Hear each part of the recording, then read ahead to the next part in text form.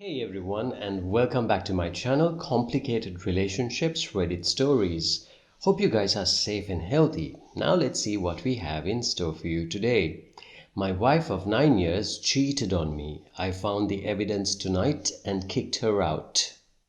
Well, this is a complete story, so stay with us until the end. My wife works a lot, a hard physical job that really wears her down.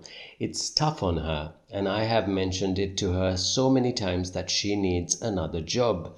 She needs to get away from her current work situation, even if that means going unemployed for a while. Here in my country, we can do that for several years and get a pay that would almost match what she made, so there is no real danger. She has refused every single time, no matter how much I have asked and begged her to take care of herself. The answer is always no. I have tried to help her as much as I could here at home, but it has honestly been hard. I've had a lot of days where I haven't been able to do much because of the depression. Again, it's a work in progress and it is going the right way. In June or July, she tells me that there is a new co-worker. He's 27 or something like that and married. He's a nice guy and she doesn't mind working with him. They change staff like other people change socks, so this is nothing new. However, she keeps talking about him. I tease her about it because I trust her. We've been married for 9 years, so why shouldn't I? Things do start to be a little too much. He's a foreigner and she starts reading a lot about his culture. She also starts working Saturdays on occasion, something she's never ever done. She does this when they are on delivery, which is a nice long drive, all day, just the two of them. We are now getting to around September. She has a vacation scheduled. She's gonna meet some family. Up until this vacation, she takes 3 out of 4 Saturdays to go deliver with her co-worker. What do I get? I get one measly weekend with her. Every night when she comes home, she is tired, exhausted, eat, fall asleep on the sofa, no intimacy. She tells me that her co-worker wants to spend extra time with her since she is going to be away for 2 whole weeks. I kinda think WTF, but let it go. Again, I trust her with my life. So she goes on vacation. She is with family and getting very depressed. While she is gone, I start thinking a lot about things. Little signs show up and tells me something is wrong. She has always hated when people smoke around her, refused to visit smokers because her hair would smell. Well, she started smoking, not a lot, but at least a few times daily. She also started drinking. Not a lot, but enough to knock her out at night. She's never been a drinker, something I liked about her. Before she went on vacation, I emptied her tablet and installed Netflix on it. Nothing else. When I did that, I happened to see her app download history. Apps we never have used, that's for sure. I start putting things together. I do, however, push it aside. Maybe just ignorance. Maybe I'm just seeing ghosts. Again, I trust her. Then she posts on Facebook that she got a new tattoo. I never heard about it. She didn't even mention it when she called me. This is, of course, a permanent thing, and I would have thought she'd mention it to me. But no, it was a spur of the moment thing. The tattoo is a Persian word, life. Sure, it's a nice little tat. However, her co-worker is Persian. The only person that we know is Persian, and as I am digging around online, I learned that it also is a term of endearment, like honey or love. I explode. I called her. I tell her that this is utter BS and I know what is going on. She apologizes and tells me that it is just the word life for her. But she can see how it looks. Now that I put it in the spotlight, there is nothing else I need to worry about. I asked her for the time she would arrive at the airport. I'm told it's not needed. She will be picked up by her co-worker. When she comes home, she has her baggage and a bouquet of red roses. Since then, I have been utterly paranoid. She changed the code on her phone and her phone never left her side. Before all this, it would always be somewhere charging, or she'd just forget it in the kitchen or something. Now it is glued to her hand and she's chatting a lot. It's been impossible to get to see what she is doing on her phone, but something is going on. Since she came home from vacation, she just can't stop talking about the guy and it bothers me. I tell her. She gets mad because he is just a friend. Don't be so damn paranoid. It's supposedly gross that I could even think of her being with a baby like him. She has adopted him because she misses her sons a lot. Another story for another time. I kind of buy it, but I didn't. So I tried my best to read her lock code as well as I could, and on Monday I finally cracked it. She went to the washroom without her phone and I tested it. It was correct, but I didn't have time to do anything else. She goes to work and I can't stop thinking. Yesterday, like always, the phone was glued to her. Then today she is home early from work. Today is also a day that depression-wise has been super bad for me. I have more or less slept all day, not been able to wake up. I'm tired, so I tell her I'm gonna go to bed. She said she wanted to watch TV. In the bedroom, I see her phone charging. Now is my chance. I unlock it and open Messenger, and I see it. My heart sank and shattered on the floor. Lots of cuddly words. Way more I love yous than she ever says to me. A comment to him that they can't kiss at work in case someone catches them.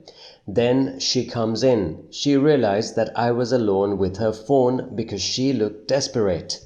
She didn't ask what I was doing with her phone. She asked why I was reading her messages. I told her that I was reading because I felt that I needed to. She said nothing, and I just exploded. I called her out. I told her it was over. I asked her if she had slept with him. She said yes. I told her to pack her stuff and leave. Everything seems to be packed now. It's 2 a.m. here, and from what I can hear from the many text messages she received, she's arranged for a friend to pick her up. I'm considering sending them a text, letting them know my side of the story of what happened. I'm pretty sure she's lying it out as she's the victim when she tells them. So here I sit, unable to sleep, thinking if I did the right thing. I know I did. I can't live with a cheater. I can't ever look to the eyes of a wife who has consistently lied to my face for months. I can't cope with her branding herself in his honor while she was married to me. Not a chance. Of course, the doubt keeps crawling up on me. Did I read that? I know my memory is bad because of the depression. All those thoughts that I know a lot of you guys can relate to. But deep down, I feel relief. I haven't processed all this at all just yet. I'm sure I'm gonna feel devastated at some point. Right now, I'm kinda laughing to myself. How could I be this stupid and naive? I have genuinely tried to fix things. I have tried to ask her what she wants, tried to get her to communicate with me. Now, before we get to the next update, kindly like the video if you're enjoying the story so far, so that this story will be seen by more people all around the world. Now here is the update. I left a thing out in my original story, but I feel that it kinda comes into play. The ex-wife comes from the US and moved here with her daughter. She was shocked when she came out last night hearing all the commotion and had to hear her mum tell her that she was having an affair and that she was moving out. They argued. So when my ex-wife left, she left her daughter behind. Like literally, didn't even tell her goodbye. I was informed that she had spent the night talking to relatives in the US and that they would gather money so she could come home, in the naive hope that the grass is greener on the other side.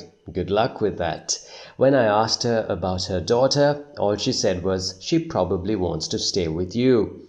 When she woke up this morning, her mum was gone for good. I had to sit down with her and have a talk about the future. I have told her that I will always consider her my daughter, as I know she considers me her father. She will be more than welcome to live with me, either in the apartment or a smaller one, or move on her own if that is her preference. Regardless, she will have a parent in me, no matter what. She will not stay with her boy toy. She will move back home. It's now 11 a.m. She left about 4 hours ago. Her friend asked me if I could please help them get all her suitcases down the stairs. Sadly, I was busy being comfortable in my chair. Oh well, before she left, I made sure that she had everything she wanted, and I made her drop her keys. She's gone forever. Good riddance. Once I could tell that they were done with the hard labor, I put on my coat and left for the gym, and it cleared my mind. I feel that I see things clearly. I don't think I'm gonna start ruining Boy Toy's marriage. He'll mess it up on his own later on, and it will be a blast to watch. So now I am sitting in a quiet apartment. The cat is sleeping in my lap, daughter is in her room. I have announced to friends and family that we are no longer an item, and I get lots of support. I feel surprisingly good. I feel clear-headed. This is good. To top it all, I see progress in the little weight loss journey I am doing. I gained quite a bit of weight from the depression, and I am super focused on losing it. Today is the first time I saw my face and thought, whoa, things are happening. Now here's the next update to this story. So I have given things a little thought, especially regarding whether I should let Boy Toy's wife and mum know. I have two options. I can go in person and risk that he has a day off or something, or I can simply send a letter where I tell her. I don't want to break someone's heart, but I do think she deserves to know. The trouble is, if I write her a letter, I am honestly not sure if she can read it. Her being from Afghanistan causes a problem. The same goes for her mum. I know his wife does speak a little English. And here is the third update.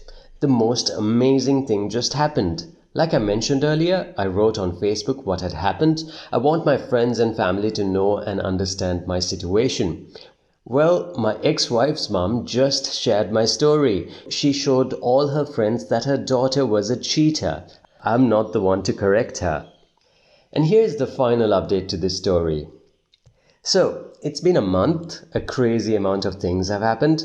X and I had a short but productive talk. We haven't talked enough, but we got to say the things that needed to be said and make some arrangements that make sense for everyone. I had a few priorities. I wanted to be able to communicate, I wanted security for my stepdaughter, and I want to make sure she doesn't feel abandoned. I wanted to get out of the marriage without financial ruin and no further emotional scars. It took us almost a month to get to this point, but I actually think we are there. The ex is actually going to move back into the apartment. Whoa, a major plot twist here. More on that in a bit. So, what have I been up to? Oh, I've been busy big time. Initially, I was just looking for whichever woman wanted me. I signed up to dating sites and found several ladies who wanted to meet and take me in. I did, however, realize that this is not what I wanted. I realized that right now. If I stop being in a hurry to find someone, then life turns into a buffet. Take your time, look with sincerity, and try to truly be yourself. Don't be desperate, but just wait for the right one. I have realized what I have been missing for decades. I saw that what has really brought me down all of these years was the demasculinization that went on in my marriage, that I will never ever go back to something like that again. I sat down and wrote a long essay about my pace in life online, my epiphany, and about who I was, who I wanted to be, and who I wanted my partner to be. Not as an attempt to gain interest, but to clarify it in my head. The very first person to comment just wrote, "Thank you for sharing. I'm sure you'll find the right one." I always reply to comments if I can, and I like to see whom I'm talking to. So I checked her profile and I was sold. Such beautiful green eyes. I didn't want to think more about that, but felt compelled to write to her and hand her a compliment. Well, we started chatting, and after 4 hours, we decided to do a phone call instead. After 7 hours, I ran out of battery, and it was already morning.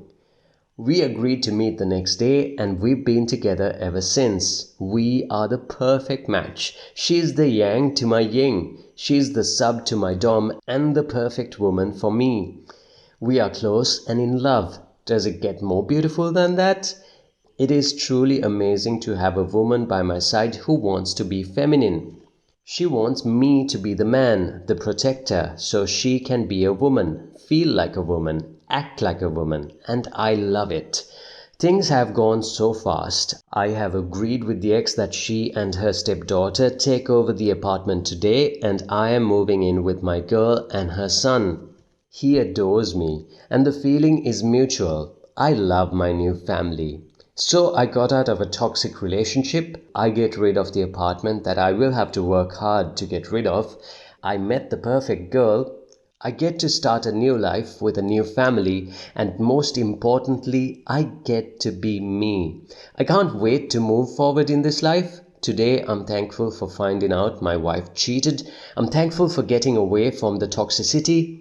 Given the situation, I really couldn't ask for more. Life is good. I landed perfectly on my feet. And that's the end of the story, guys. Feel free to let us know your thoughts on the story in the comment section and join us again for another epic story. And if you're new to the channel, subscribe and hit the bell icon to get notified when we upload our next story. Do take care.